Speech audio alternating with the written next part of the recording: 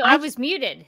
Yeah. What was that about? I don't know why I was muted. Are we being quiet?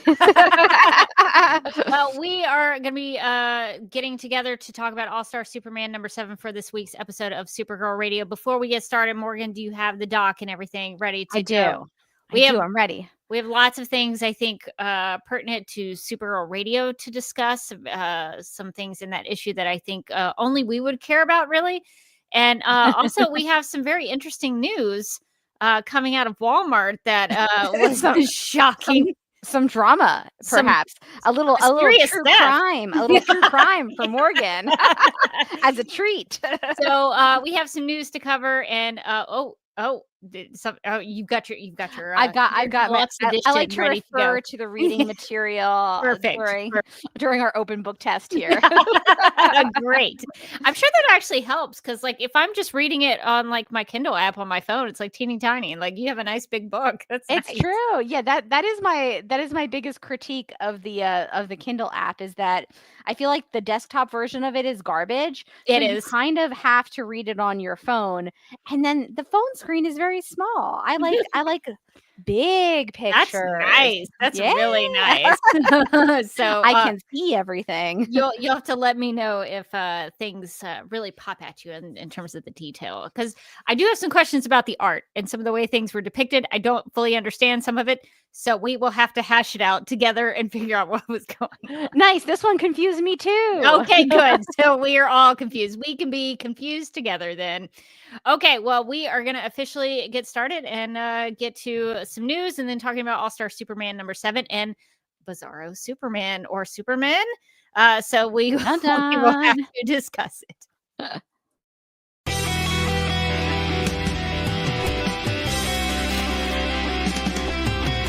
McGurk! I love typing. Not mess with my Google Docs, Meeksy. Supergirl Radio is going live every night of the week. How do you like it? Is becoming a human burrito a plus or a minus? I don't know. It does seem snug. I mean, they say you are what you eat. Kira. I love that. So I do a podcast called Supergirl Radio, and one of our segments is Lena Luthor, Boardroom or Ballroom. Because she looks like a boss in this coat.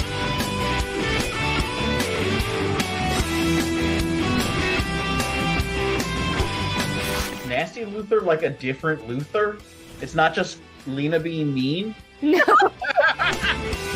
Helen Slater here. It's so fun to know that you're hosting a podcast called Supergirl Radio. Yes!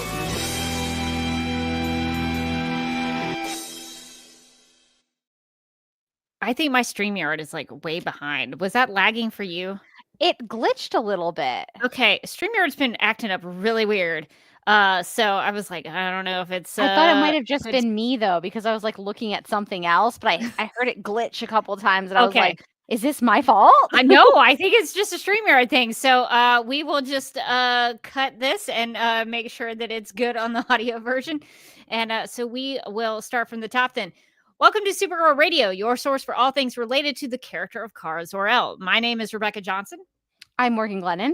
And for this episode of the podcast, we are live and wired to review All-Star Superman number 7, which was written by Grant Morrison with pencils by Frank Quitely, digitally inked by and colored by Jamie Grant, and lettered by Phil Balsman and Travis Lanham. And so we have lots to discuss with this one, some Sun Eater stuff, some Bizarro stuff, some Superman and Lois stuff, which I have some thoughts on, Morgan, and I'm curious to hear what you think about it. Chilly thoughts. Yeah. But before we get to all of that, we need to get to the news. Oh boy, do we have a caper to share with you. According to bleedingcool.com, new Supergirl action figures were stolen. What? Blue. This is the true crime portion of the podcast. This one's just for me as a treat.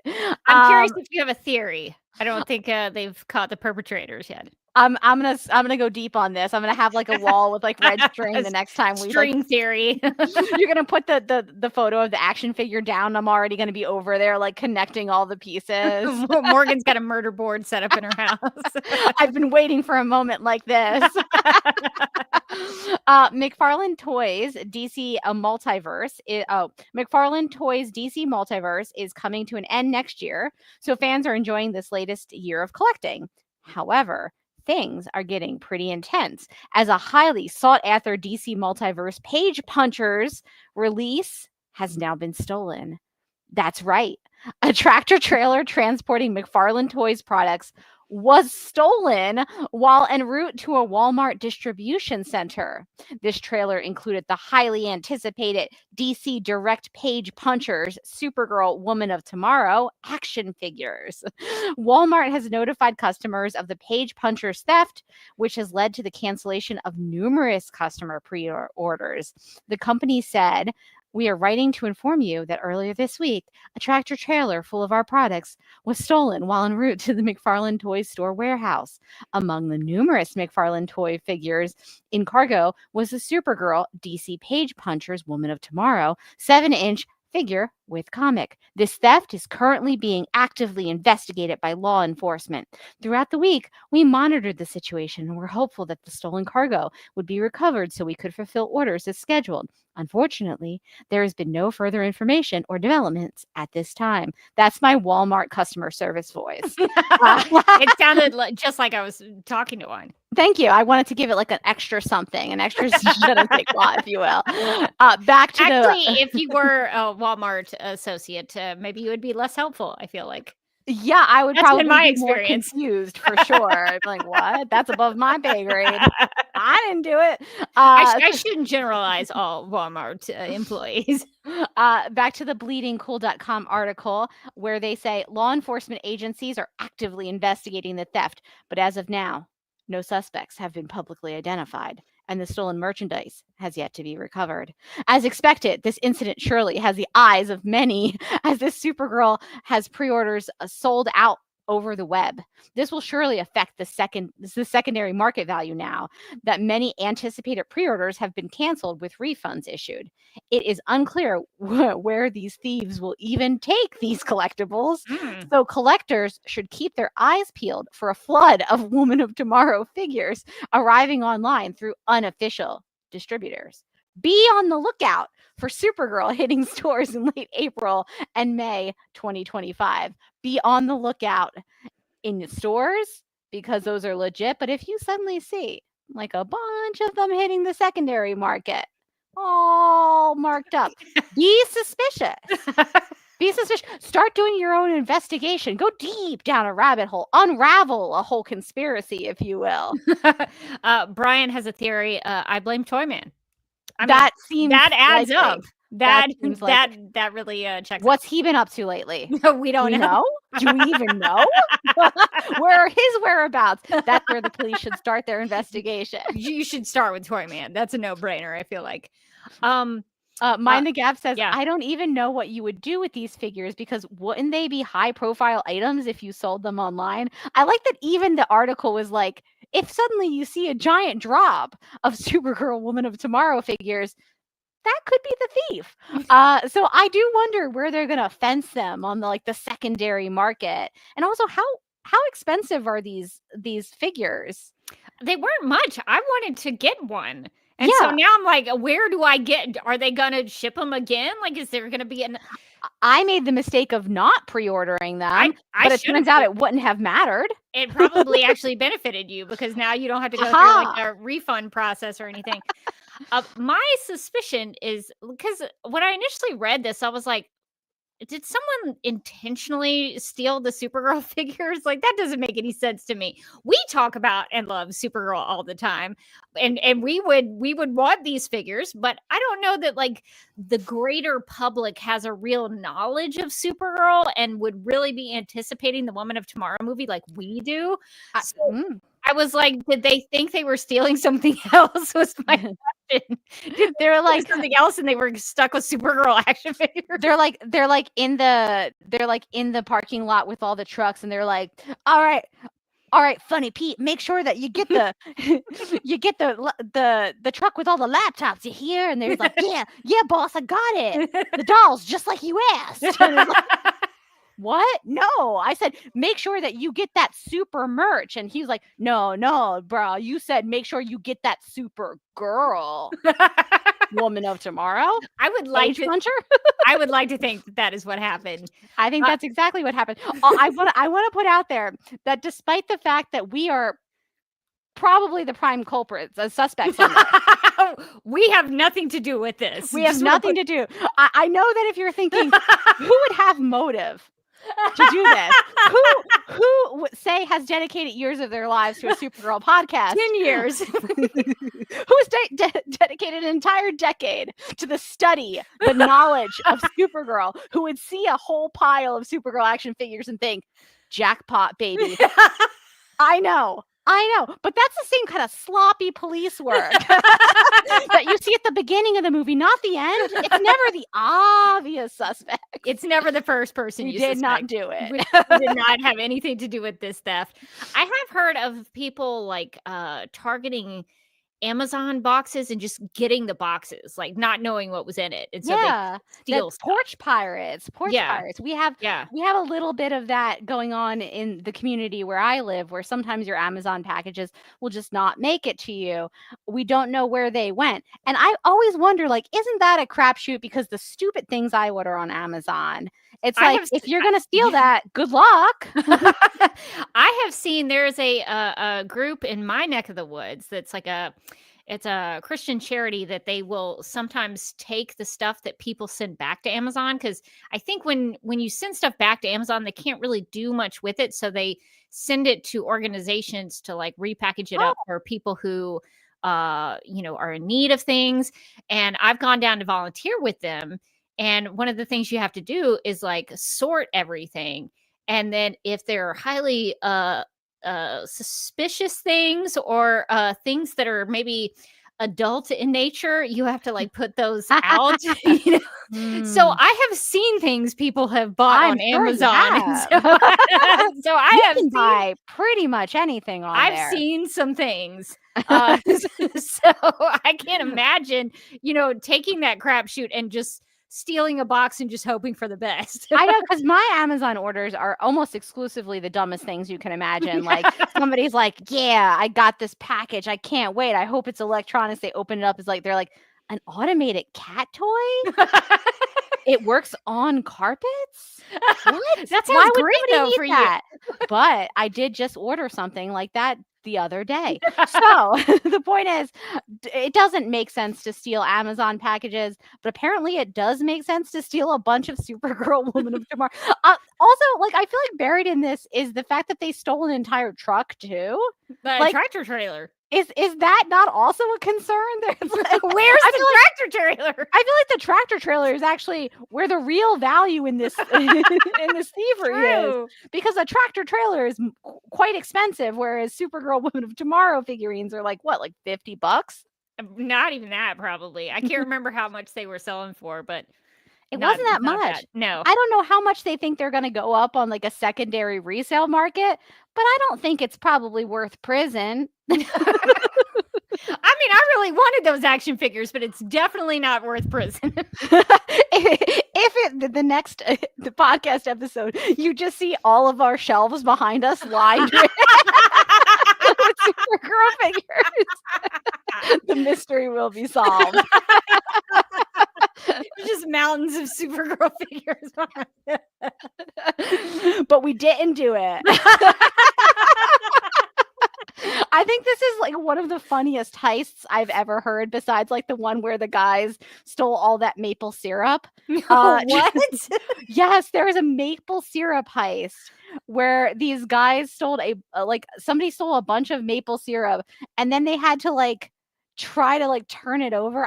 I'm pretty sure they were caught, because again, how do you do that? You can steal $5 million of maple syrup, but like, how do you cash that into money? That's the question. That's a lot of maple syrup. You can It's eat a lot of waffles. A lot of waffles. Stanley, I know that we both sound suspicious. And the thing is, I want you all to know that we did not do this.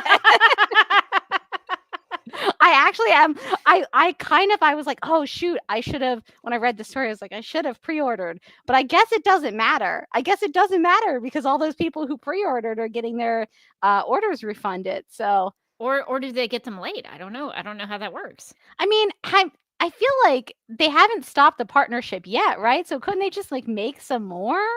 I am a little bitter about this because Woman of Tomorrow is arguably the greatest Supergirl comic ever written. One of the great comic books, period, in my opinion.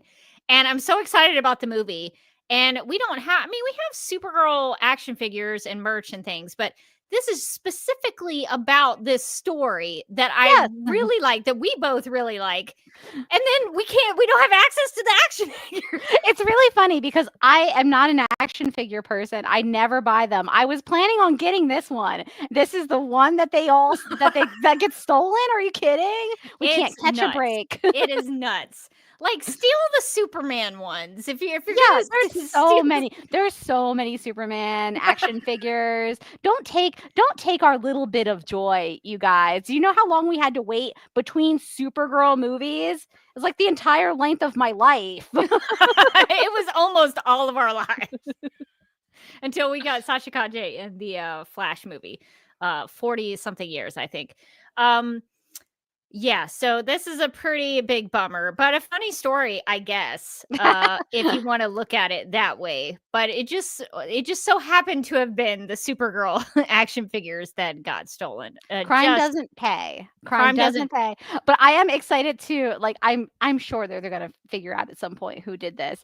And then I really want, like, to hear the backstory on how this happened, like what the plan was, why action figures. They're not even, I could see if it was like a whole tractor trailer full of like vintage action figures, like stuff that's like worth a lot of money, but these are brand new. Like, I was gonna buy one for like $30. What if they opened up the box and they were like, why does Supergirl have a sword? She has superpowers. Like, what if they had a lot of questions about Oh my God, even more offensive to me. Do you mean they didn't even read the book? There's a comic with the toy. You know what? Okay, that's fine, because in my mind, the first things that they're going to do is they're going to be like, okay, I need to like properly understand the context of this. And they're going to pop one open and they're just going to sit in the stolen tractor trailer reading Supergirl Woman of Tomorrow. So in some ways, we've made a new fan. Yeah, so I hope everyone gets their figures eventually. Hopefully we'll figure out who were the thieves behind this. And it is sad on a bigger level, the people who made these action figures and who are just selling them and working on them. The McFarlane company does really great action figures, and so it's a bummer that like they worked on all these things and someone has stolen them. So hopefully they will catch the perpetrators, not us. Not us. Hopefully they'll catch the perpetrators who have done this, and people will be able to get the action figures at some point in the future, and we'll hear good things about that, because I did want to add that to my collection of action figures, so maybe one day we will see those again. So wild story coming out of Walmart. Several people sent me that story and I was like, well, I guess we got to talk about it. That's so funny. When you sent that to me, I was like, is this real? It was so dramatic. It was so upsetting that Rebecca has just left the stream. She cannot deal with the drama of having lost all those Supergirl figurines. You're back. I was telling the people how upsetting it was that you just had to drop out. I just like the time I was caught by the police, I guess. We shouldn't joke about that. We really did not take these action figures. Yes, so something happened. I like moved my touchpad like slightly, and it just like knocked me out. I don't know what's going on. It's acting up tonight. It's really acting up. They must be doing some sort of new like feature or something. They're like installing something new. Yes, so crazy story out of the Walmart situation. But we hopefully will see something fun as we go along for Supergirl Woman of Tomorrow. And I didn't have an overlay for it, but Friday, April 18th, I believe is Superman Day. So if everyone wants to celebrate, this Friday to show your love for Superman, or you could show your love for Supergirl. She just had her action figure stolen, so I feel like we should probably be supporting her. You know what I mean? In this time of need. So I will probably be representing Supergirl, because without Superman, we would not get Supergirl. So I feel like it is a fitting way to just be here for Supergirl on Superman Day. So if you want to celebrate it, watch a Superman movie, watch a Superman TV show, read a Superman comic. You could go through all of All-Star Superman with us here on Supergirl Radio. So that is coming up as well. Also, I believe there are some guest announcements from Superman Celebration in Metropolis, Illinois, but I'm going to wait a little bit until they finish all the guest announcements. I think they have 2 big celebrity guests yet right now, and I think they normally have 3. So whenever they finish announcing the guests, we can talk about them and announce them for everybody in case you're interested. I'll probably be going to Metropolis, Illinois again this year for my annual pilgrimage to Metropolis to see what's going on at Superman Celebration. So we will check in on that once they get all of their announcements for it.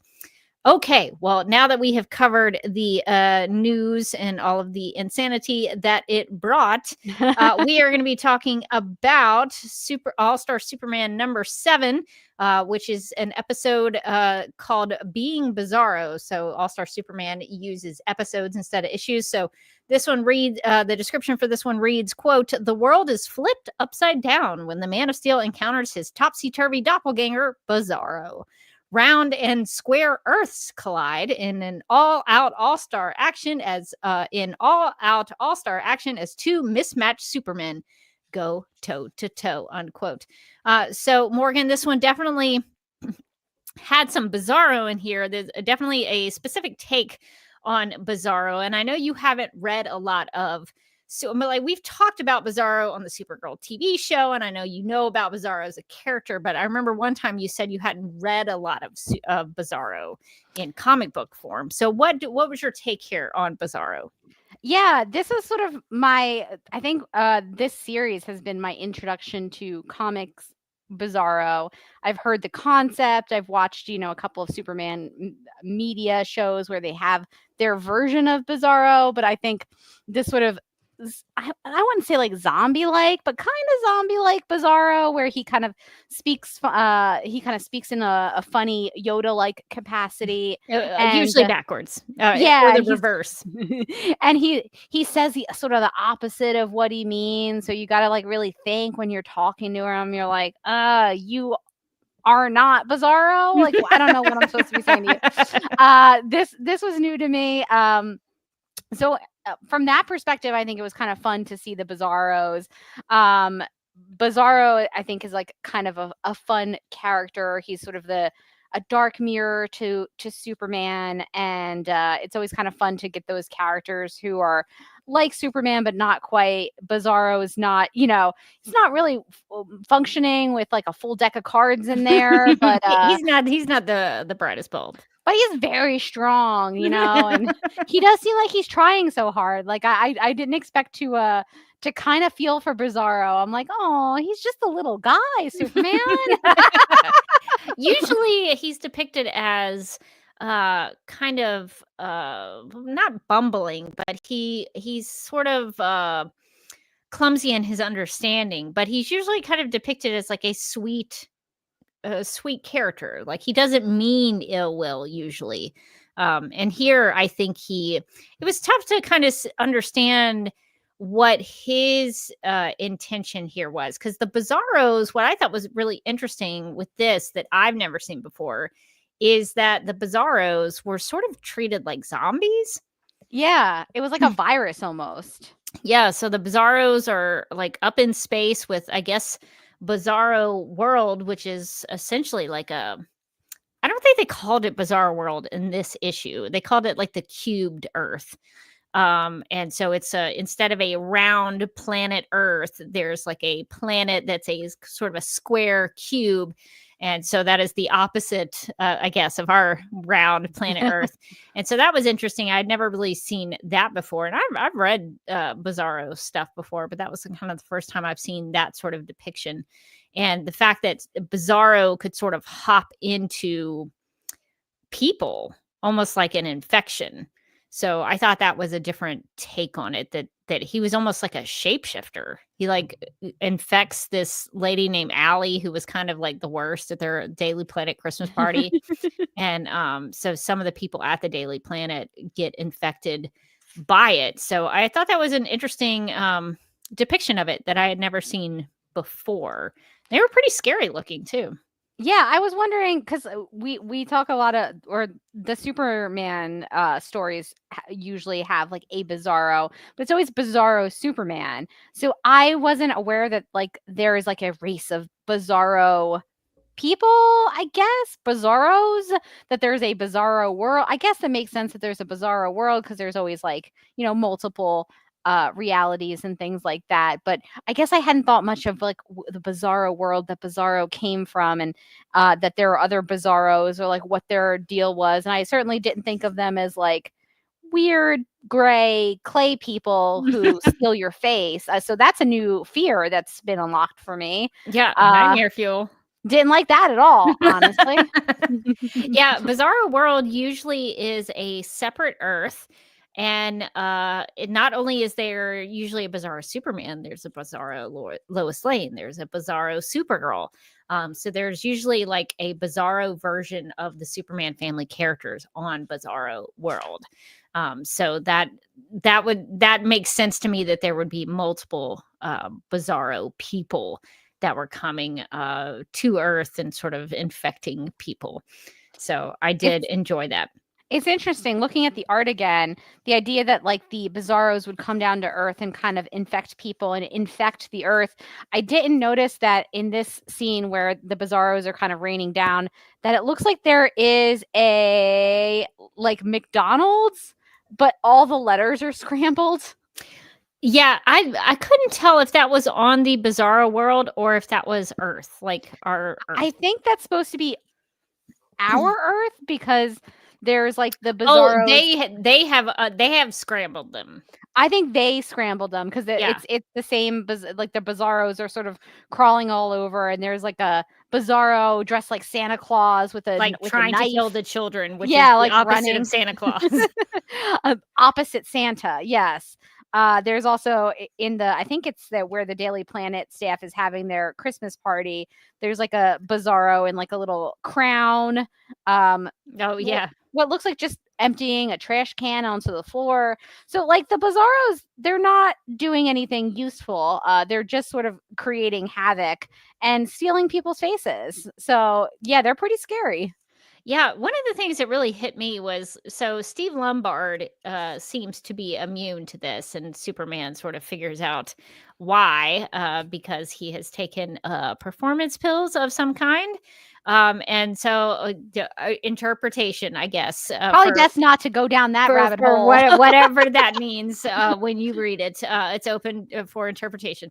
But because of those pills, Steve Lombard has become immune to the Bizarro attacks. And one thing I thought was really interesting, after he sees these Bizarros infecting people at the Daily Planet, he says some of those things, talking about the Bizarros, talking about the people at the Daily Planet who have now become taken over by Bizarros. He says some of those things were people once.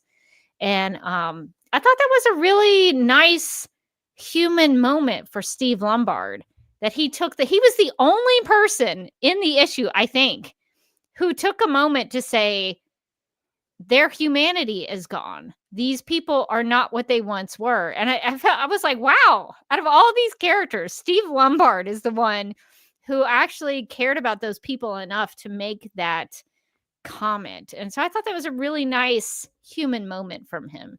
Yeah, I like that as well because the rest of the Daily Planet staff just seems like, oh, time to get out of here. We're not going to worry about those people who used to be our friends who used to work here. We don't care. It's like that's half of your staff. You're going to have to rehire pretty heavily.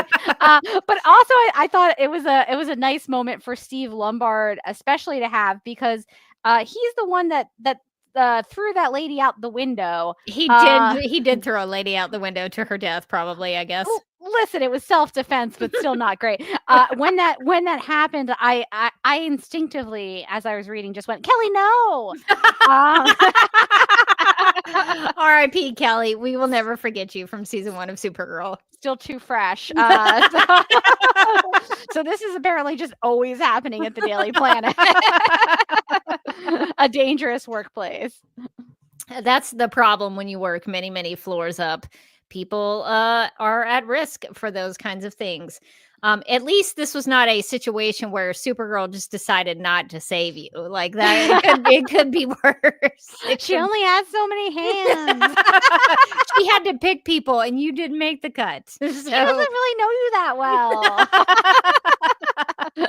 I see in the chat that Mind the Gap says Grant Morrison, Mark Miller, Mark Waid, and Tom Payer wrote a pitch to take over Superman called Superman 2000 that never happened. This take on Bizarro is from that pitch. So that is interesting. So it does seem like it's a different version of Bizarro than you sometimes see. This sort of like almost zombie, like Walking Dead, The Last of Us sort of infection kind of Bizarro that is unleashed on the planet where, you know, if you get attacked by the Bizarro, maybe the Bizarro will take you over. It will erase your face and turn you into a Bizarro.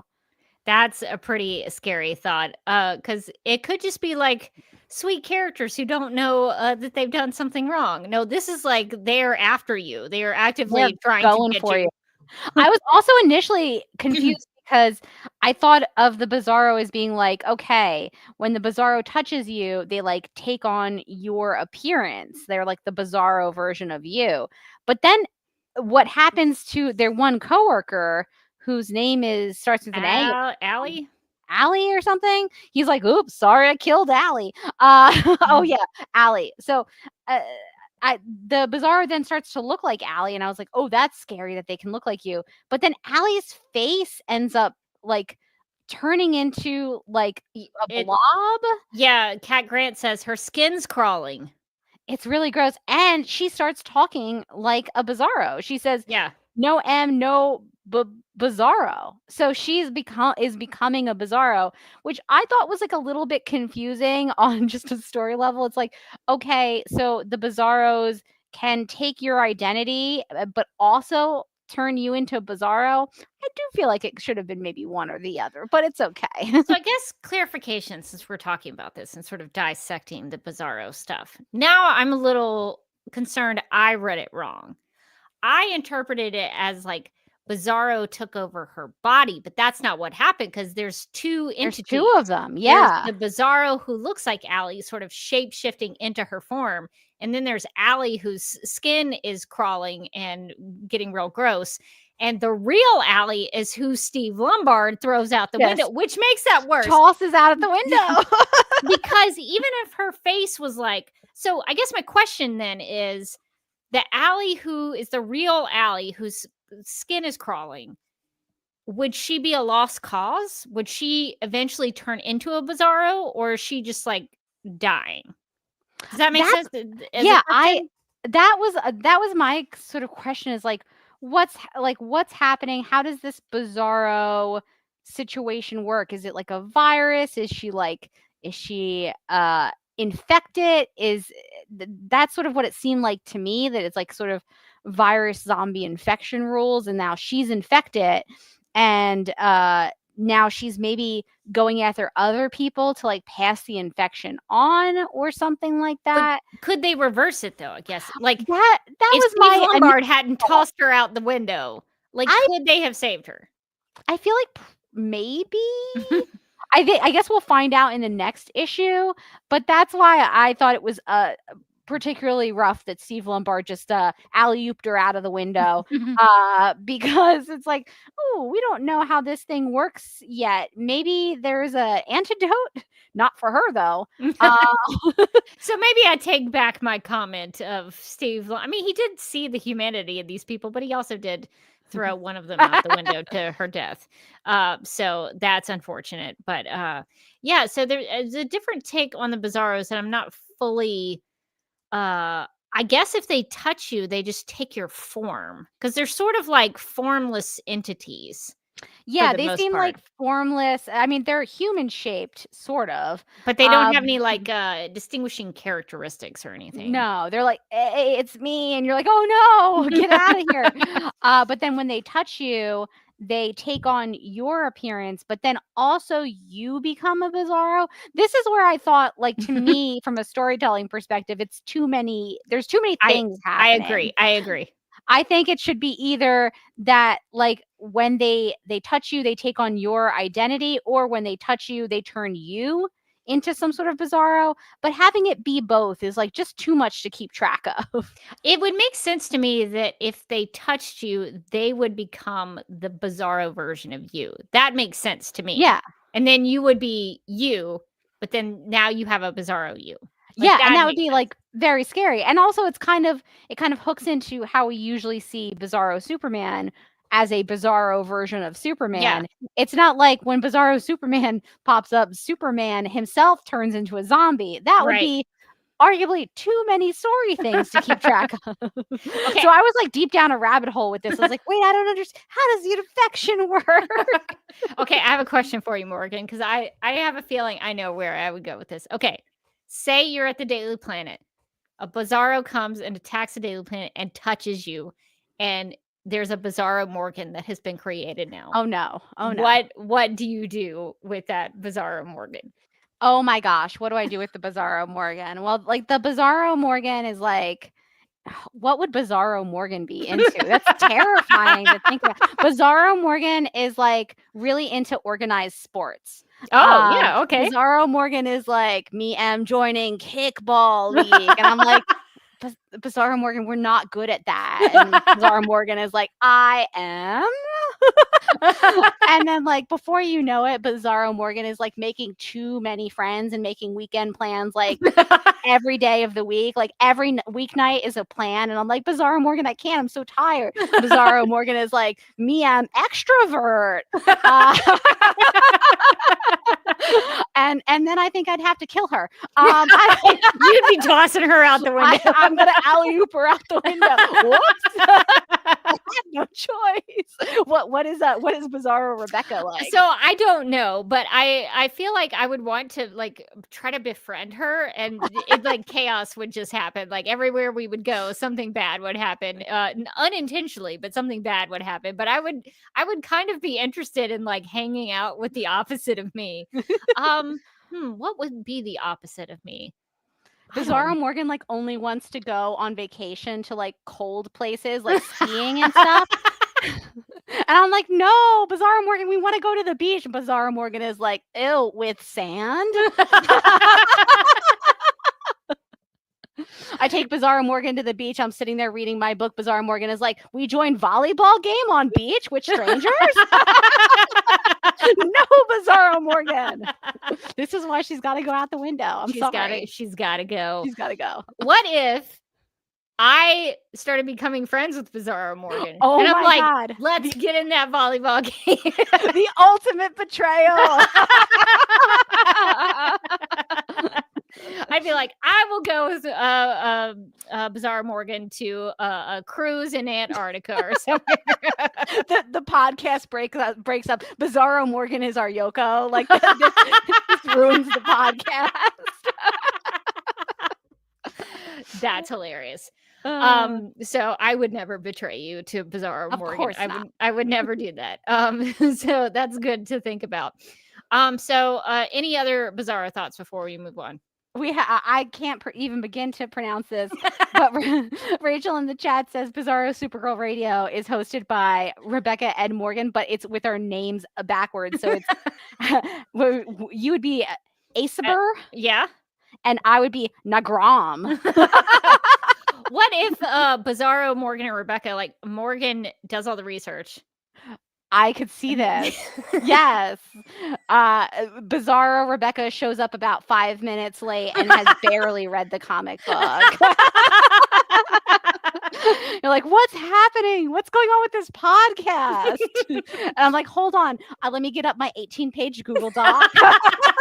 That is very accurate, I think. If you're listening to the podcast and that starts happening, you know what's happened. You know what's going on. Be suspicious. Be suspicious. It's not us. They've taken over. But they have also done that Supergirl heist. You know, we need to stop talking like that because we are being recorded.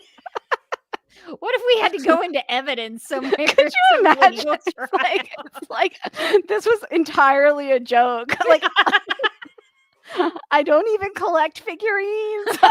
That's like my defense. So I'm on the stage. I'm sorry, Your Honor. I only have a couple Funko Pops.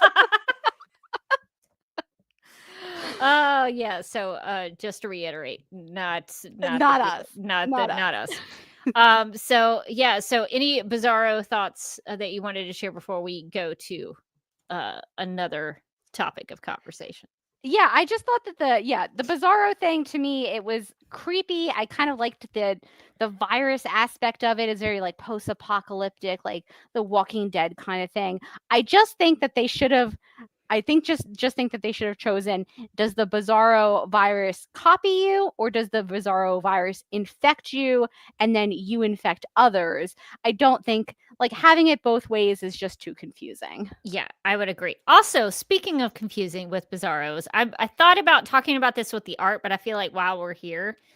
So the way that Superman defeats the Bizarros, there's a really cool, one of my favorite panels in the comic. There's a cool panel where like you see Superman flying really fast, and so there's like motion and blurring that's happening as he flies to try to enact this plan with, I think, the cubed Earth, the Bizarro world with the sun. But I was sort of unclear what was happening. I had no idea. so Superman goes into the sun there, I think, on the cubed Earth. Okay. And does he spin it? Is he spinning the sun? What or does he just like he impacts it, maybe flies into it? And then there's like a sun reflecting over, because they find out that sunlight is what is going to defeat the Bizarros. And so which makes sense because it's what powers Superman. Right. The opposite. And so the light starts coming out and we see the Bizarros sort of like deteriorating a little bit. And then it becomes into like a red light, sort of like the red sun. And so instead of like the yellow sun, it's like a red sun now. Is that right? Did I read that right? Yeah, everything about this section confused me so much. I wasn't even really aware of what was happening at all. Jimmy does say, sunlight weakens Superman. I'm thinking if we had a gigantic space mirror, couldn't we reflect the sun's rays across the Earth's night hemisphere? And Superman's like, that's a great idea. And Jimmy Olsen's like, I don't know. Maybe it's not the best idea. And then Superman said, the Bizarro planet has some pretty big oceans, Jimmy. Maybe if they were moved into the correct position, countless, they're talking about the lives being lost, the cube worlds affecting the tides and the weather, which sure, whatever. It took me about halfway in to realize that there was a cube world. I kind of missed it in like the first instance of it. And then I was like, oh, that's what that thing is. So I was certainly speeding through this apparently and missed some key context. But when he is speeding, what it looks like is that he just flies into a mountain and then the mountain explodes and then that does something. And I was just really confused. Like, he doesn't seem to do anything with a mirror or with lakes. And so, yeah, I don't know what happened there. I think there was one panel that showed, so right before like Superman starts talking, well, it's kind of in the midst of like it's after Superman and Jimmy are talking, and there's a panel with like oceans with what look like factories or something. And then I think that same kind of panel is when the thing goes red. So maybe Yeah. there was like a body of water right there, and so the light reflected off the water. I'm not Oh, entirely sure. That's a bit of a reach. It's hard to maybe see this the big part of that panel. this is sort of indicative of my major issue with this All-Star Superman so far is I was about to call it Superman Man of Tomorrow. But no, it's a different book we're reading. My mind's still on my favorite Supergirl book. I'm still thinking about the movie. I'm still thinking And about the action those figures. poor action figures somewhere cold and dark and lonely when I should be able to buy one like I wanted to. Anyway, it's fine. But my issue is that like a lot of it, there's so much like weird comic book science Mhm. that is instead of just being like sort of hand wavy, like whatever, okay, gets us from point A to point B, it is kind of needlessly complex, but it's not like real science. So like there isn't really a way to follow it because it's not real. It's not like if I was a scientist, I'd be like, ha ha ha, that makes sense. The cube world would be different. Like, so it should be more it should be easier to follow in my opinion, if they're going to throw in like the comic book sciencey wyancy stuff to solve the issue. And so the fact that I got to the end of the issue and I was like, I'm not sure how he did that exactly. I feel like is a little bit of a failing of the writing or the art or maybe both. I Where think both probably. honestly couldn't follow it. I was like, oh, I'm not sure how he solved that problem. I guess I'm glad he did, but I would have liked to have been in on the solve there. Also, there is a Bizarro or several Bizarros left even after that happens with the sunlight. So it doesn't get rid of all of them. I guess it's just the ones on the cubed world. Do we think that's I the think case? so. Although I will say, when we look at Quintum, there are a bunch of Bizarros who seem to have like fallen down dead. Right, wherever Quintum is. Where is Quintum? Like, Is Quintum on the cubed world? I thought Quintum. Oh, that's a great question. Maybe. See, it's not super clear to me where Quintum is. Maybe he is on the cubed world. I thought he was in the Underverse. That's where I thought he was at the beginning. Because in the beginning, they say conditions here in the Underverse make further exploration untenable. So, yeah, I was a little confused, honestly. And when Jimmy talks to him later, because he still has that hookup with Project, a very specific name of an organization, it does look like he's still in the Underverse or wherever he is. He talks about it being them being, in a little bit of a spot. He said, right. I'm afraid we have problems of our own. But he does say up here. He says, but I'm afraid we have problems of our own up here. So that makes me wonder, like, wouldn't the Underverse be down? He says something about we're dealing with a planet eater, but I don't know that he says where he is. So yeah, I don't know exactly, because they never gave us a location of where Quintum had, if he had changed location. I don't think they gave it to us. So it's very confusing. Yeah, I was a little lost in the. I get it. They use sunlight. The basic thing you need to know is that they use sunlight against the Bizarros and helped stop the Bizarro thing. But all the Bizarros are not gone because the main Bizarro Superman is still around. Yeah. So is it that all the Bizarros that are on Earth have died or have, I guess, died probably, and then or stopped or whatever because of the sunlight reflecting down, but the Bizarros that are on the cube worlds are still fine. Also, is Superman, he's on the cube world, right? I think at the end he is. See, this is the kind of issues that I have with some of the issues in this book, is that like I kind of lose where I am in the story of like how sort of needlessly complex it is, where I've like lost my sense of like time and space. Like, I don't know. I think Superman's on the cube world, but you could be like, no, he's on Earth. And I'd be like, okay, I guess that also makes sense. Yeah, I guess when he goes to deal with the sunlight, he's just like on the cubed world. And so he's staying there, and that's where he is talking to Bizarro. So yeah, I guess that makes sense that on Earth, they stop all the Bizarros on Earth, but on Bizarro World, they still function and have lives. Yeah, although he does talk about how the sun on the wherever he is, which I believe is the Bizarro world, like the sun is such that he can't fly, and that makes me wonder, is that because he's on the Bizarro world and the sun was always like that, or is that as a result of what he did in order to save Earth from the Bizarros?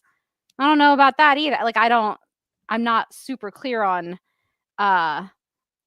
where that stands. Although if you look in the background of the Bizarro world, there appears to be like a flag, like an American flag with the stars on the wrong side of the flag. And where's that? They're in a field of red instead of a field of blue. I just noticed it looking at it. It's in this panel. If you can see all the way in the back, and my ring light is not helping. But there is a flag in there. The stripes are blue. The field that the stars are on is red. Yeah. So that makes me think that he's for sure on the Bizarro world. Yeah, correct. That's a good catch. I didn't see that before. I didn't see it in my It's because you have that big book.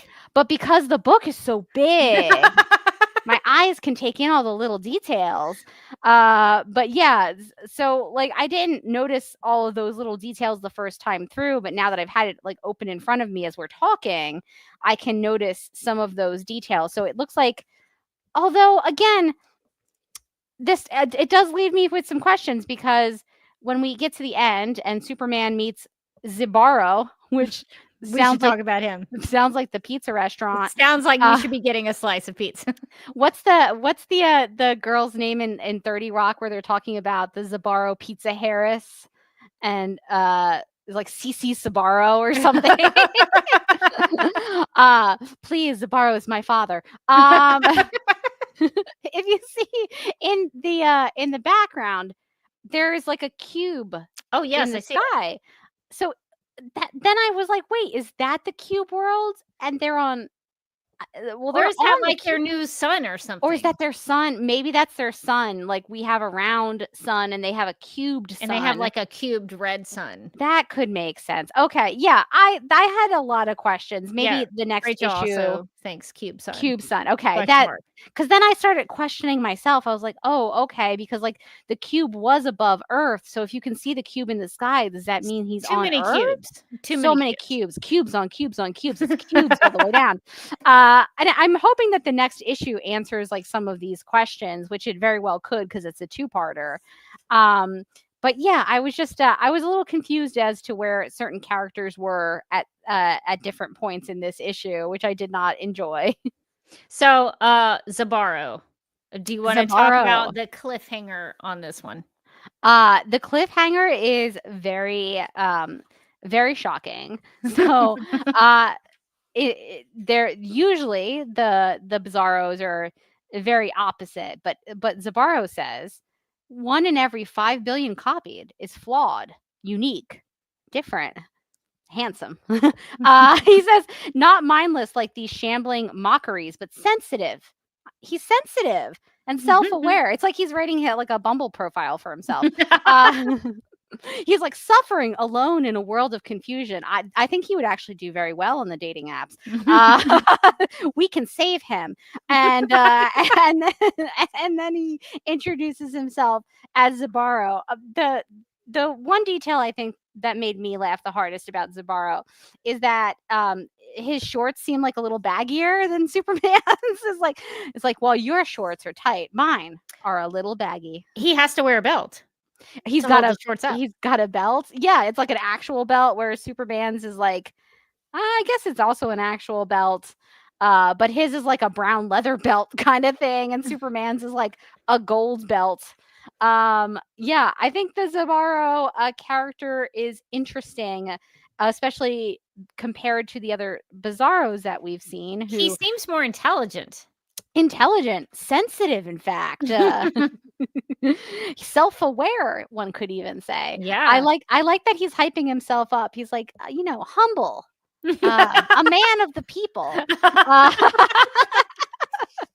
So I'll be interested to see what Zabaro is really like, and how such a kind, sensitive soul has existed on this planet with all these Bizarros. He doesn't speak in a backwards language. Yeah, it must be hard for him to connect to his fellow Bizarros.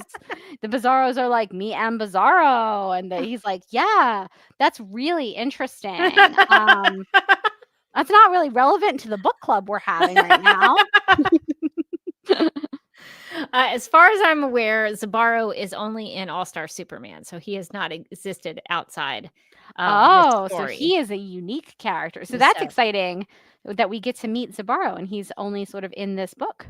Yeah, that's one of the things I like about All-Star Superman is that Grant Morrison is introducing characters who haven't been around in DC Comics before.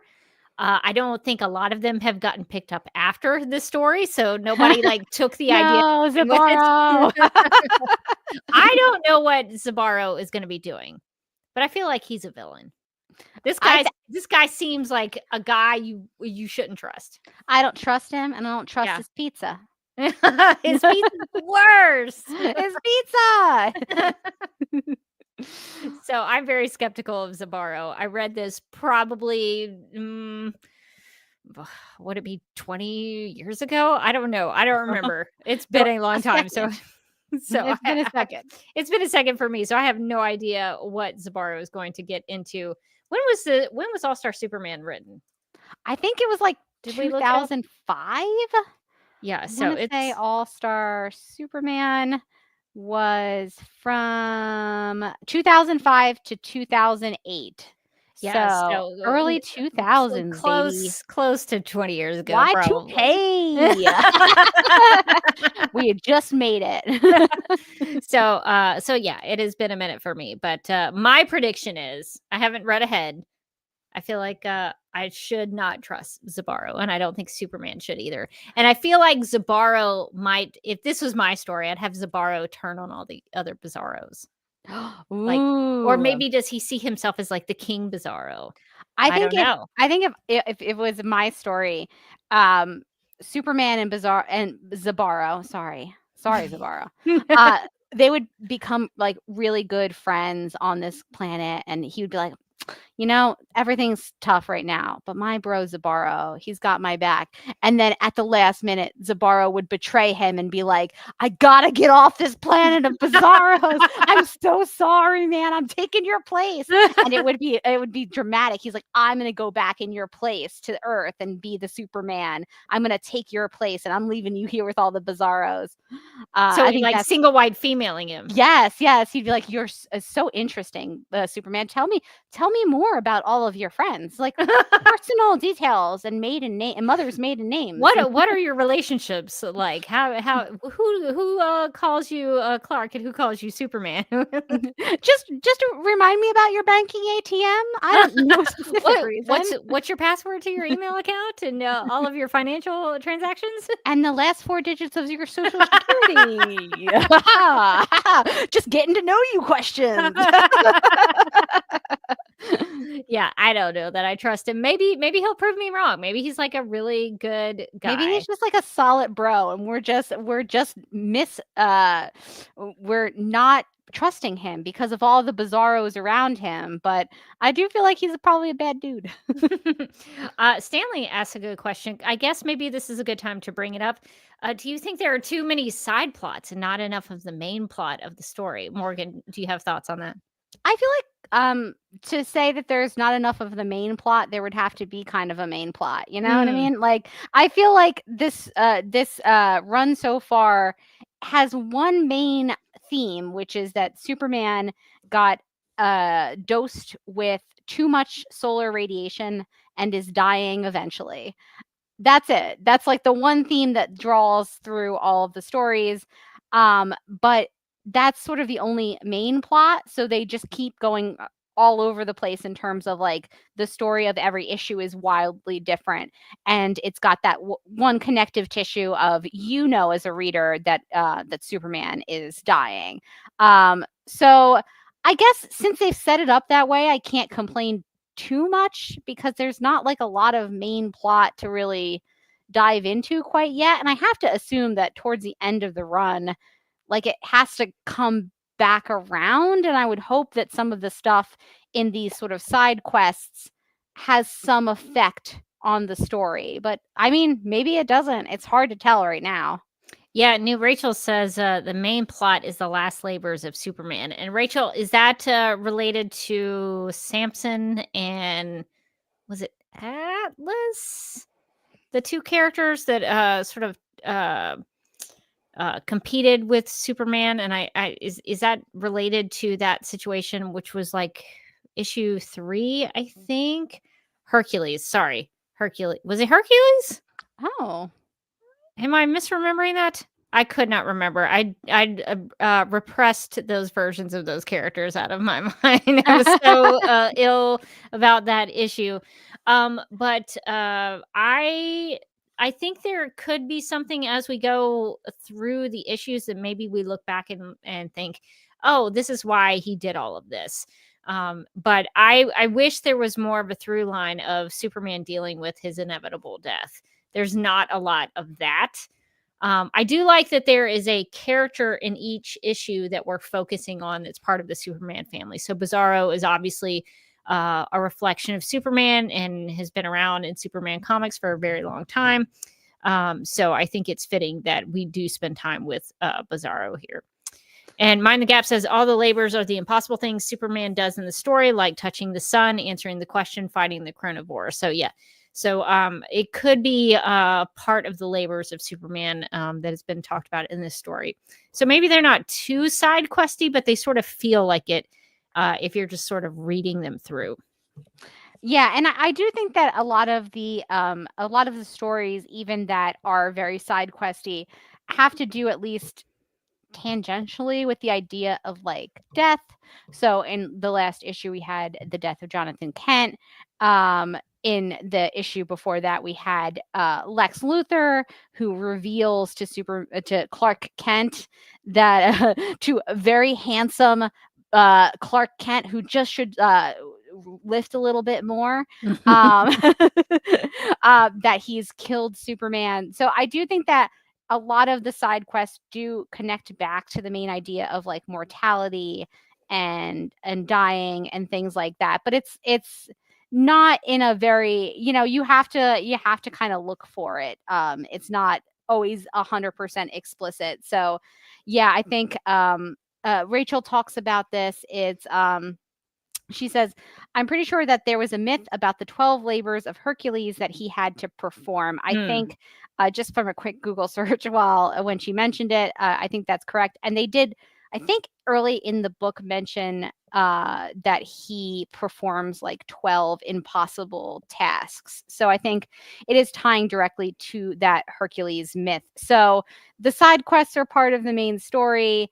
But sometimes, yeah, they can feel very far afield. It can feel like we're like very much like off in a completely different direction, especially in a story like, in this issue where they don't even really refer to Superman dying, except at one point where he talks about his new powers. And is one of his new powers like hurling lightning? So I had a question about that, and that was part of my thought on the art, because right before that, he has this little boy in his arms. And I was confused as to how how he like let go of that kid. Did he throw the kid at the mom and then threw some lightning? Like I was very confused by that. It looks like so the panel before when he's getting hit by the fire, he says, "Get ready to run to your mom as fast as you can." And then you can see in the panel where he's throwing lightning, the little kid running up the steps, like very far in the background. But So yeah, is I he- was like, wait, where'd the kid go? Is he taking on the heat and then putting the heat out as like lightning? Yeah, that I wasn't sure about that. I was like, oh, okay. Is he this like being charged up? maybe that would make sense to me that's how he can throw lightning, because that was a new one for me. And then in the next panel, his cape is on fire. So maybe we're supposed to take from that he sort of absorbed the power that was thrown at him and threw it back. And that's one of the powers that he's now been able to unlock because he is absorbed so much of the sun's radiation. Mind the Gap in the chat says the lightning power he gained in issue 1 is a reference to Electric Blue Superman, which I believe was in the 90s around the death of Superman. So I don't know much about Electric Blue Superman, but that seems to check out. Mind the Gap also said this issue and the next are supposed to represent depression since the snow and darker colors. So that's good to know. Oh, okay. Yeah. That's a good thought. Morgan, since we probably should get closer to wrapping up, we've gone for a little while, that we had a lot to talk about with the theft and so much about the Bizarros. A couple things I wanted to get to with you because I wanted to hear your thoughts on this. The Sun Eater. We got a full look at the Sun Eater. And I guess I didn't really fully know what a Sun Eater looked like. I didn't either. I wish it had like a little face. That's my critique. It seems cuter than what this is. I have so many questions. First, where's the mouth if it's supposed to eat something? And then B, like, is it wrinkly because it's eaten a sun? Like, how do you eat a sun like this? I don't understand why it looks the way it does if it's eating a sun. Yeah, I don't know. I feel like it should have like a big old mouth and maybe some friendly googly eyes, and that would that would make him a lot cuter. Yeah, I didn't realize what I was looking at until later on when he says he had to like release his Sun Eater into the universe because he was getting too big to, live in the Fortress of Solitude. And it makes sense because it's a really cute actually, these are my favorite this is my favorite art in the issue, where at first you're like, oh my God, is Superman fighting that thing, that blob? And then it's like, wait, is Superman waving to the blob? Is he like hugging the Sun Eater? Is he giving the blob a little hug? Is he saying toodaloo? Is the blob saying toodaloo back? So I really liked that part of the comic. I'm always I'm a sucker for the baby Sun Eaters. They're so cute, even when they're only blobs. But yeah, I have no idea how this would eat a sun. Maybe it like wraps its many tentacle arms around the sun and just kind of like sucks it up. I don't know. Maybe so. I don't know. Yeah, we did get to see a tease of the Sun Eater in the fortress when Lois was visiting the fortress. So we did get a tease of that. And it is to me, as I read it, it seemed as if Superman was a little sad to let it go. I think he was sad. I also think this is I guess I lied because I said that there wasn't anything to kind of allude to Superman's death. But if you think about it, the reason that he released this baby Sun Eater back into its normal environments is probably because he knows that he's dying and he won't be able to take care of it. Yeah. He won't be able to take care of the little baby, the little bro, and he has to like let him out on his own. And so I think he's sad to let the baby Sun Eater go because it's his time to lift out of the nest and eat his own sons. But I think he's also sad because he's like, well, that's like a thing I had to check off my list to do before I died. That's a really, really good point. So I hope the Sun Eater has a good journey wherever that Sun Eater goes. I don't know what they do when they are just hanging out in space. Maybe he'll pop back up again. Who knows? Maybe so. I hope we get to see him again. But I did want to ask you about the Sun Eater before we got out of here. And one more thing that I wanted to talk about, because we've gotten little glimpses of this throughout the last couple of issues, but Lois is with the Daily Planet staff here in this issue, and there's a couple of moments with Superman and Lois. It's like Christmas time, and they have some really like romantic moments between the two of them. And I guess my thought on this, what I had an issue with, and I'm curious to hear what you think about this, Morgan, is that I have a hard time investing in the Superman Lois relationship because I know that Lois hates Clark's guts. Yes. Like, I thinks would he's a big doofus. So I I have a would hard agree with time that. caring about it. Yeah, I think it's hard to really invest in that relationship because we know that like she's like, "Ugh, ew, Clark. I don't even like that guy. He's such a doofus." And it's like, "Well, but that's him. That's him. You should like all sides of him." Yeah, so I do feel like the Clark and Lois relationship in this I has not been my favorite part of this series so far. And in fact, I don't now it's gotten to the point about halfway through that I kind of like internally go, "Oh no," when Lois pops up because I just don't love the way that they're writing her. I don't either. I don't feel like she gets a lot of agency, even though she's had like several issues where it's, she's gotten to be a major character. I don't feel like she does much except to be like Superman's girlfriend. And we see it again here where, Jimmy gets to call Quintum and, check in with him, and Steve Lombard saves the day. Throws the lady and- out the window. Yeah. And Jimmy has a blimp on the ready, and Lois gets on that blimp. And And Kat even has a lot of personality. Like, she's like hassling Jimmy, and they're like having a bickering back and forth. Like, all the Daily Planet characters have a little personality to them, and I feel like Lois doesn't. She's just there sometimes.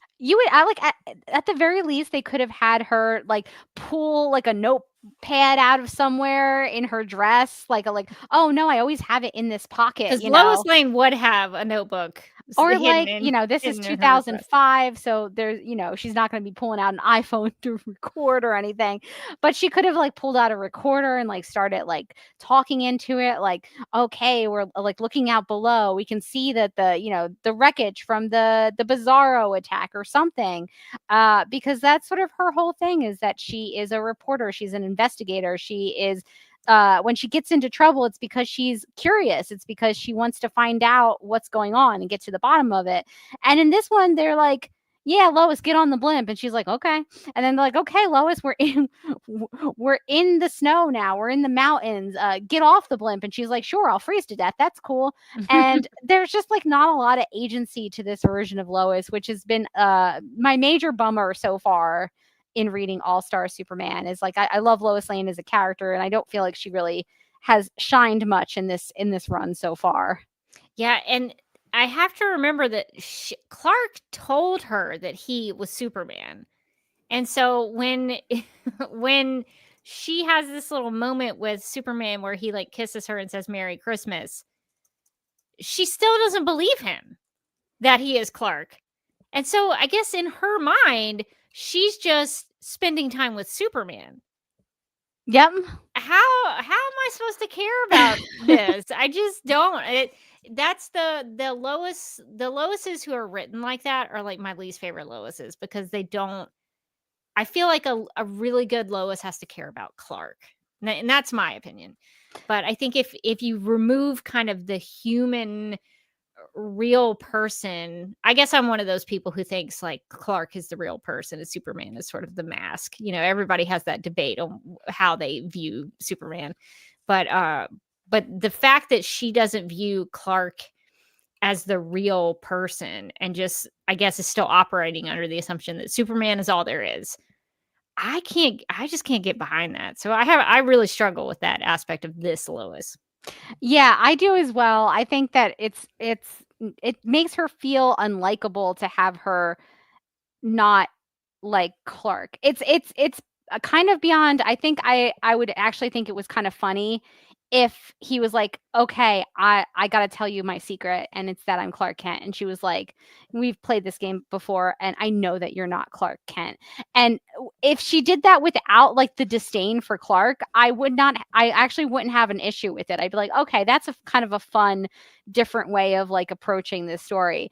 But it's adding that layer of disdain on top of it that she has for Clark, where it doesn't seem like she likes him very much. At all. Like barely as a friend and like barely as a person. And so it's really hard to get invested in that relationship because like I think you can make the argument like, is Clark Kent the person? Is Superman the person?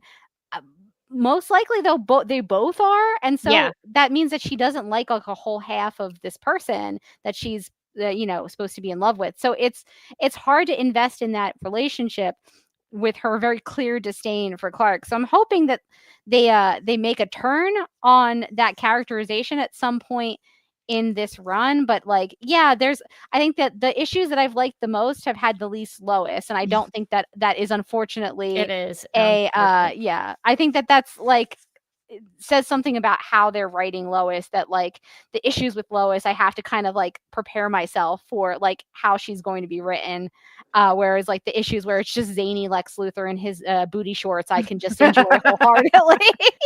I was just struck by the fact that like if I had not read those previous 6 issues and I was just reading this one and it was like, oh, Superman and Lois had this nice little moment before he has to go defeat the Bizarros. It looks like a sweet Superman and Lois like romantic moment. But then if you take into consideration the entirety of how Lois is portrayed in this and what she thinks of Clark, it's like, oh, that's a real bummer. I don't like that very much at all. But if you just looked at that one panel, it would be different. Mind the Gap says in that issue, Lois was exposed to a mind-altering chemical. I assume that isn't how she feels about Clark. Really, she called him an oaf. Like I think in the first issue, that was before the mind-altering drug. I would agree with this, Mind the Gap, except that she was kind of mean to him in the first issue before she was exposed to that mind-altering chemical. And if my memory serves me well, and it usually doesn't, she was also kind of mean about Clark in the issue where he makes her a superhero for the day. Yes. I think she has some like quips about Clark in that issue as well. So I think it's just like it's a little overboard. I think if it was only in that one issue, it still wouldn't be great. But you can hand wave it. You could hand wave it, but she's made enough little comments about Clark that it puts a whole bummer on the relationship. Yeah, I'm struggling with Lois in this series, so I'm hoping that we'll see it improve over the course of the time. I guess let's go ahead and talk about it. I already talked about my favorite panel from this issue. Morgan, did you have any specific thoughts about the art? I really liked the panels where he's saying goodbye to the baby sun eater. Those were my favorites. Moving, and also I liked sort of the lack of dialogue, the ability to just kind of really take in the art, and I liked the colors, the way that like both pages when you have them side by side, they're all sort of the same colors and the same color scheme. It's sort of like a dark, the dark inkiness of space and the baby sun eater and sort of the orange planet behind. I thought that was really pretty. And I also liked some of the little nods to the Bizarro thing. So like I mentioned earlier, the McDonald's that's misspelled since the Bizarros, I guess, changed all the letters, or when he gets onto the Bizarro planet with the American flag that's backwards and sideways and all that stuff. I thought that that's fun. And it makes me excited for the next issue, where I'm assuming he's going to spend a decent amount of time on the Bizarro planet, and we're going to get to see more of the weirdness that happens on the Bizarro planet. I think there will be a lot more Easter eggs of like strange things that are off, and I think that will be fun to look at. Yeah, the pages or the panels that kind of become pages, because there's 2 pages really, where Superman is saying goodbye to the Sun Eater. I think it also has some really good action in it. So there's this really emotional moment with Superman having to say goodbye to the Sun Eater that he can no longer take care of because he might be dying soon. And we see him sort of fly off by himself. And then almost immediately he's attacked by the Bizarro. So you have this really nice emotional kind of introspective moment, and then he is attacked out of nowhere. So I think that's a really effective use of the art and storytelling wise. So I think you're right. That's probably the strongest part of the art in this issue for me as well. Okay. Quick final thoughts. Bizarro introduction. How did we feel about it? I think overall, pretty positive. I thought it was a pretty fun issue. I wish it was clearer what was happening in certain portions of it, because it did kind of throw me out of the story when I was trying to figure out where people were in like space and time and how the Bizarro virus worked and all of that. But I think overall it mostly worked for me. I just wish it was like a little less complicated. Some of it was confusing for me as well, but I think the take on Bizarro is kind of an interesting, unique one. And I think I always enjoy when Superman or Supergirl has to encounter their Bizarro self. So I'm kind of a sucker for those types of stories. So I'm excited to see where it goes from here. Well, I think that's going to do it for our thoughts about All-Star Superman number 7 and for this episode of Supergirl Radio. If you'd like to contact us, you can post a comment on our website at supergirlradio.com. You can email us at supergirlradio@gmail.com. You can like us on Facebook and follow us on X and Instagram, all at Supergirl Radio. If you like what we do, we encourage you to give a rating and write us a review on Apple Podcasts or anywhere you listen to podcasts. Supergirl Radio is part of the DCTV Podcast and Multiverse of Color Network, so please go check those out. And you can hang out with us as we go live and wired on Tuesday nights at 9 p.m. Eastern on the DCTV Podcast YouTube channel. Make sure you are subscribed to the YouTube channel. Facebook Live is frustrating, but the YouTube channel will always be dependable and around if you want to see our live streams and hang out with us. DCTV Podcast also has a TeePublic store, so if you're in need of new DC Comics, DC TV, or Supergirl-related t-shirts, tank tops, sweatshirts, magnets, tote bags, pins, phone cases, pillows, or stickers, go to supergirlradio.com and click on the TeePublic store link at the top of the page. And since All-Star Superman number 7 featured Bizarro Superman, we have some Smallville designs. Did I? I thought I changed that to say Bizarro. We have some Bizarro designs. I'm sorry, I goofed up the. I was just reading, and I did not fix it in my brain. That's on me. I changed it in one place and didn't change it on the other one. No, we have Bizarro Superman designs in the TeePublic store, several of them, but we have some pretty cool ones that if you want to represent your Bizarro self, or if you, like Morgan has a Bizarro Morgan who's playing volleyball on the beach. If you have your own Bizarro self, we have the ability for you to identify yourself through either a tote bag or a t-shirt or sweatshirt, whatever you want to get. So we do have some cool stuff in the DCTV Podcast TeePublic store. I should say we also have Smallville designs. So if you're interested, we have Bizarro Superman and Smallville designs. So if you want to go check those out, please visit the store. We would also like to thank our Legion of Super Sponsors for supporting the Supergirl Radio Patreon. These people are Michael, Anne Marie, Yvonne, Nicola, Abby, Miriam, Nicole, Brian, Ethan, Majuba, Annie, Rachel, and Kit. If you'd also like to become a Legion of Super Sponsor, you can go to patreon.com/Supergirl Radio. This week, I'm probably going to release our conversation about the TV show The Secret Lives of Mormon Wives. We've just released our season 3 review of The Way Home, but a very different TV show that we talked about, which is a reality-based TV series that has a lot of things going on. A really great villain character who's so fun. So if you're interested in that, we talk about the style of the show, the content of the show, our favorite characters on the show. So that will be releasing this week if you're into hearing us review and doing a season-long review of the first season. Rebecca had already watched it, but when we talked about this, it was brand new for me. I had watched it days before, and I had a lot of opinions. I had a lot of things I wanted to talk about. I was like, we got to talk about that girls' trip, like so. Will Mom Talk even survive this? Will Mom Talk even survive this? It's a TBD. There's a season 2, so it better. Once we watch season 2, we'll do a season 2 review, which I'm sure. That's our guarantee to you guys. Please subscribe to the Patreon so you can see it. It's pretty good. We had a great conversation. So lots of reviews coming. The Secret Lives of Mormon Wives, season 1, and the first Joker film we will also release. I think we probably should do the Joker Folie Deux review soon so that we can release Joker and then Joker Folie Deux. They can go on the full journey with us. Yes. So we'll have to record that one pretty soon.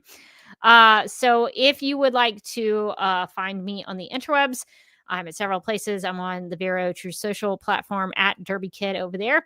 I'm on Instagram at the Derby Kid, and I'm on YouTube, youtube.com/duckmilkprod.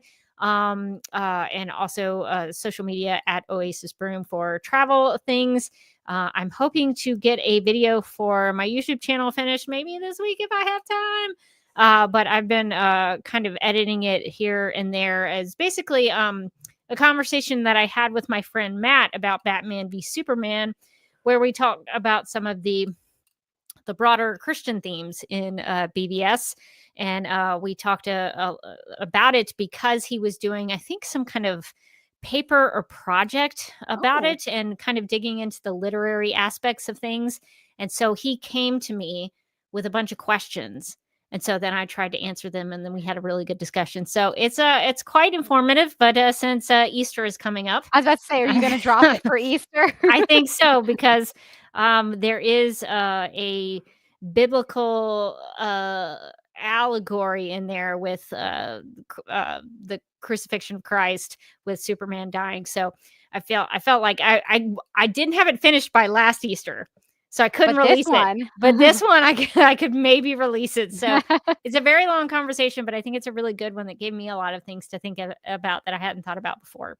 So I hope to get it finished in time to release it maybe before the weekend or maybe on Sundays. So we'll see how it goes. But it's good stuff. So that's what I have coming up.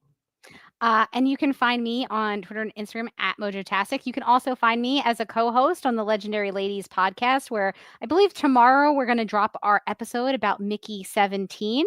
And you can also catch me as a special guest on the 8181 podcast, which is a podcast from the two guys from Bros Watch PLL2, where they talk about music and music videos from the 80s and 90s.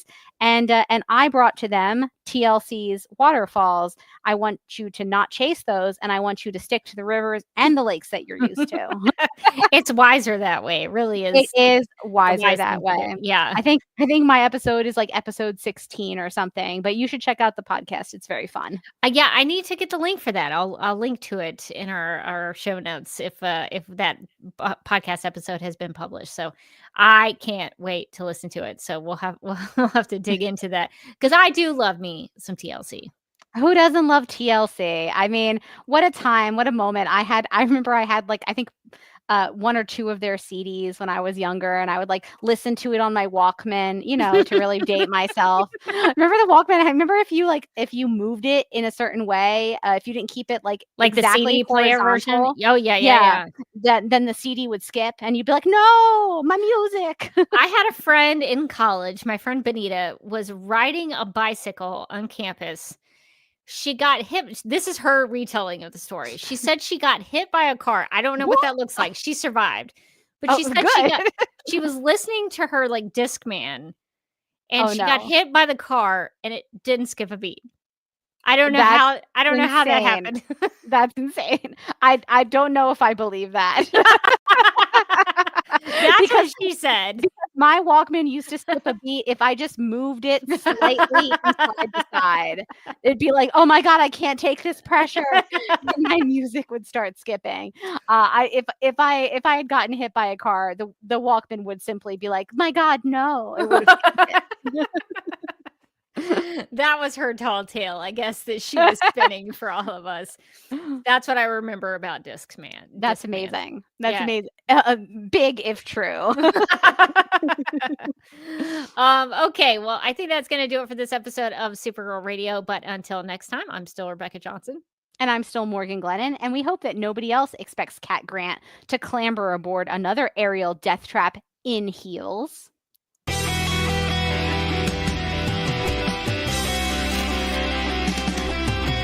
McGurk, I love Not typing. mess with my Google Docs, Meeksy. Supergirl Radio is going live every night of the week. How do you like it? Is becoming a human burrito a plus or a minus? I don't know. It does seem snug. I mean, they say you are what you eat. Kira. I love that. So I do a podcast called Supergirl Radio, and one of our segments is Lena Luthor, Boardroom or Ballroom, because her outfit, She looks like a boss in this coat.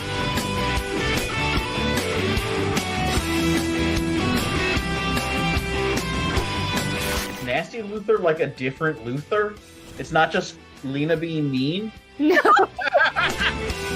Helen Slater here. So fun to know that you're hosting a podcast called Supergirl Radio. Yeah!